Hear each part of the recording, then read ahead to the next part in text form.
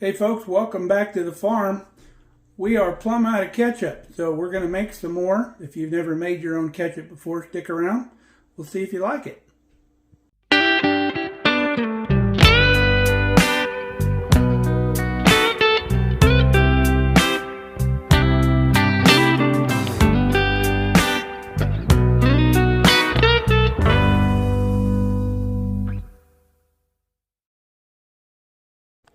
So if you're a friend of the channel, you've heard me say before that we don't make specific things when we can during the summer months. We just can our tomatoes. That's because we can make anything out of these canned tomatoes. If you make a whole bunch of one thing, you're stuck with that one thing. So we've got plenty of tomatoes down in the root cellar. So we're going to start off with 2 pints of last year's tomatoes, and we're going to throw them in our Ninja blender. Now we're going to take these tomatoes for a real good spin. Now that we have given them a whirl, we need to strain these out. Now look at this sad excuse for a rusty old nasty strainer we got. Somebody's seen that nasty old thing in one of our previous videos. One of our fantastic subscribers, Debbie Yarham. And she sent us a whole new set of strainers. Awfully nice of her. We got the best subscribers in the world. Thank you, Debbie. We really appreciate that, and we're still enjoying our coffee cups as well. We've washed up one of our fancy new strainers.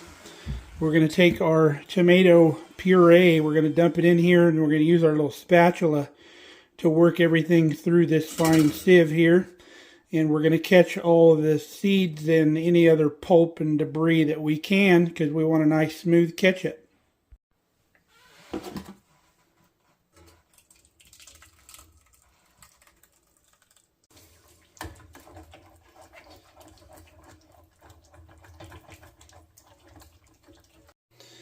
Okay, you'll end up with about a half a cup of stuff that won't go through the sieve, mostly seeds, which is what we want, and that'll leave you about 3 cups in our pot there. If you leave the seeds in, it can get bitter on you, so that's why we pull them out. Now to our 3 cups of tomatoes, we're adding a 1/4 cup of brown sugar, also a 1/4 cup of white vinegar. I don't normally like using dry measure cups for liquid, but I already had it out. Now for our dry spices, we got a bunch of 1/2 teaspoons to do. Got a 1/2 teaspoon of black pepper, 1/2 teaspoon of onion powder. We make our own.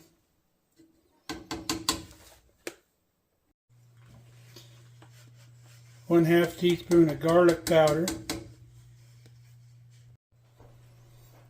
1/2 teaspoon of paprika.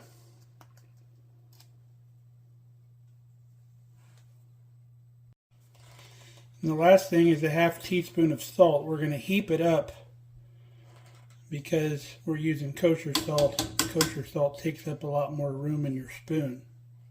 We're going to turn on our fire here to about medium low, using our favorite little whiskey things. Stir that all up. We're going to bring that to a simmer. Now once that comes to a simmer, we're going to simmer that for about 8 to 10 minutes, and then you just turn it off and cool it down.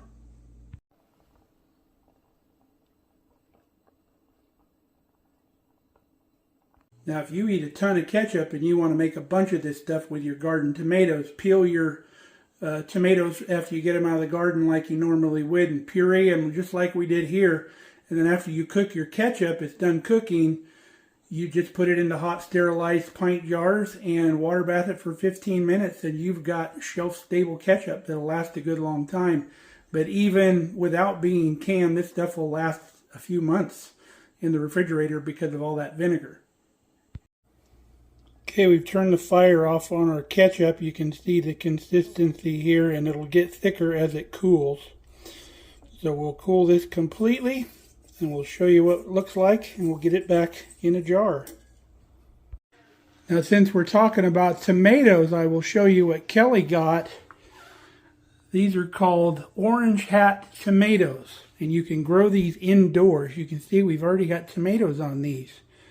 So we're real excited to see how this does. Might be a way to give us some good tomato flavor even in the winter. There's our beautiful ketchup. You can see how it stacks up on itself there, so you know it's thick enough. So I just put it back in the same jar the tomato came out of, and then we just got a little bit left in here. So that's how you make a small batch of ketchup in your kitchen. You don't have to run to the store if you're out of ketchup. Plus, this doesn't have all of the additives and preservatives and stuff you can't pronounce in the ingredients. So that's a plus. You can even use canned tomatoes if you want. Get some good canned tomatoes that look at the label. It just says tomatoes on it. So you can do it that way. Hope you enjoyed the video. I hope you try this recipe. It's super easy. Till next time, stay safe, stay healthy. We love you guys. We'll see you back here again on Mark Ellie Farms real soon.